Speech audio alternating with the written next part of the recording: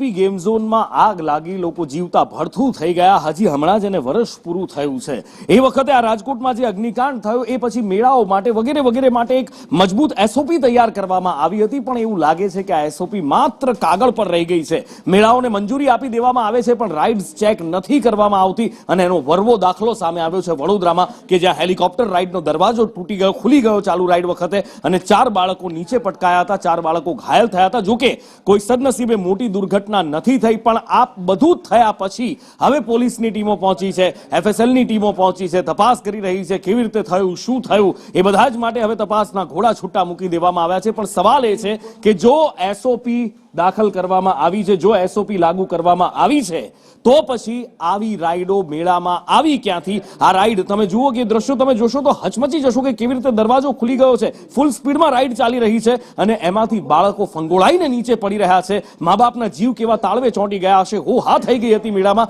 આ જ્યારે દરવાજો ખુલી જાય, આવી રાઈડ હતી, તો પછી આની એસઓપી પ્રમાણે ચકાસણી કેમ નથી થઈ? જો ચકાસણી થઈ છે તો આવી રાઈડને મંજૂરી કેવી રીતે મળી? ઘણા બધા સવાલો છે. આ રોયલ મેળાની અંદર એક જે હેલિકોપ્ટર આકારના રાઇડ્સની સ્પીડ વધી જતા એનો દરવાજો ખુલી જતા બાળક નીચે પડવાનો જે બનાવ બનેલો હતો, એ બનાવ અન્વયે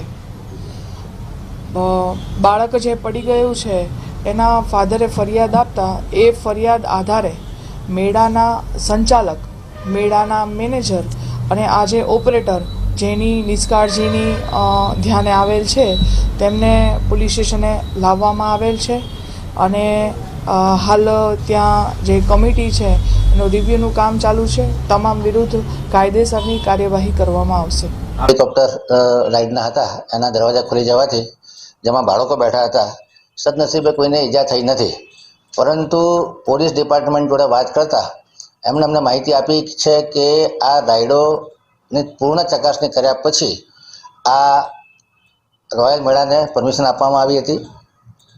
પરંતુ પરમિશન મળી ગયા બાદ, સર્ટિફિકેશન મળી ગયા બાદ આયોજકે વધારાની રાઇડો લગાડી હતી, જે પોલીસની જાણ બહાર લગાડી હતી, અને આ વધારાની રાઇડના આ દરવાજા ખુલી ગયા તેની સ્પીડ વધી જવાથી પોલીસ ડિપાર્ટમેન્ટે એફઆઈઆર દાખલ કરી છે.